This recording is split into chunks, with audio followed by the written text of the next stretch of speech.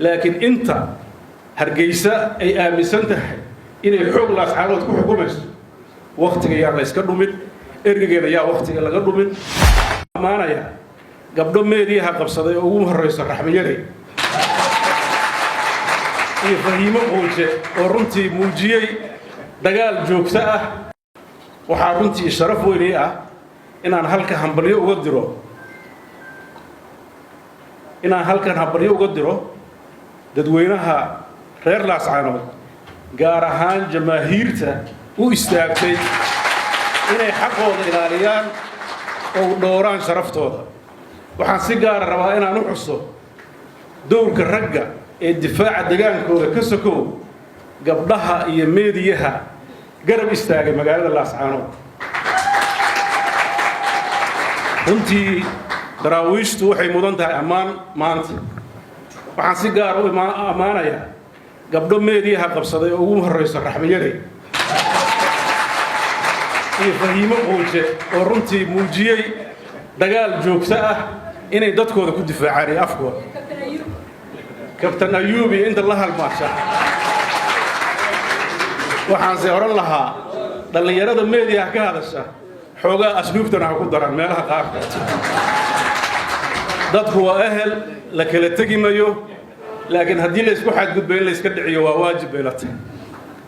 وحن فريا دمان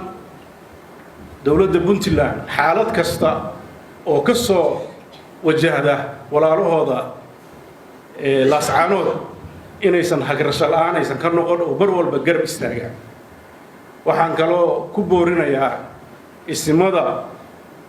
قبل داس استرجع دتكوا مديي كلمة دودا مديي عدود دودا كيف فكر مستقبل كودا واجب كاس وين صارن إنه إلهي وفضيه إنه سهله إن أي مقالة داسي كسر نقطة نبتقلية دي يدقنا شهيد عد والبو كشقينا سنة وحن إلهي ورجينا يا إنه هلنتا وفضيه سيدو كلا وحن كل ترين لها ما ملك الصومالي الله ضلكن يدتكن الله إسبضي ودرس وأهل وايس دلال تاريخ ذا ينجح ماني تاريخ ذا ينجح ماني وحي شلي أكيد يدين وتورنا يسين ونلقسو دولي فعل كذا مثل ما تحدث ما يسان عيب ينقطع ولي وإن لا أهلنا ما حد لنا وحن رجينا إن ولي وحس كل هرتان ودبوا في رستان مستقبل كذا ضد كان كلا تجي مايو درس جوكتان هانين waxaan soo sii sheegayaa dadku marna waa maamullo marna waa beelo ku celcelinta Puntland ogaada Puntland dadka degaa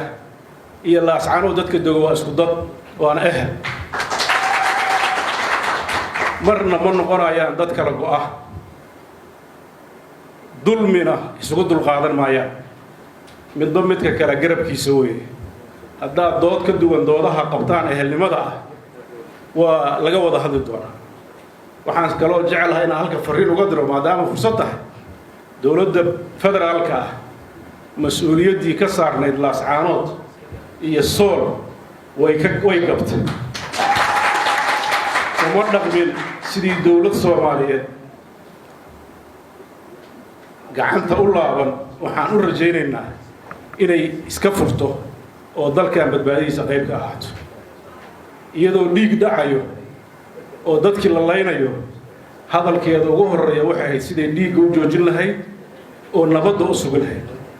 inay gardarro garab uga dhigto Soomaaliland oo tiraado wada hadal baa in la furanaa xaaladda Soomaaliland baa ergi u magacaabeena arrin dawladda Soomaaliya ku gaftaday arrin sax ah ma ahayn xilli laga hadlana ma ahayn markay caga dhigato waxa Soomaaliland la yiraahdo markaas la hadli doona Sool iyo Sanaag iyo Cayn Soomaaliland ka mid ah waa warcad warkaas la cadeeyo u baahan yahay marka la isku waafaqo ayaa la wada hadli karaa laakiin inta hargeysa ay aaminsan tahay inay xoog Laascaanood ku xukumayso waqtiga yaa la iska dhumin ergigeena yaa waqtiga laga dhumin dalka iyo dadkana yaan dib loo celin intaas oo lahaa. Ma ogtahay in internetka shirkadda Golis ay ku keentay uu yahay internetka ugu xawaaraha sarreeya dalka iyadoo macaamiisheeda u diyaarisay 3 fiber cable kaasoo gabi ahaanba meesha ka saaraya in marna aanu ka go'in internetku. shirkadda Golis waxay diyaar kula tahay inay ku geliso gurigaaga, xafiiskaaga iyo meheradahaaga kala duwan.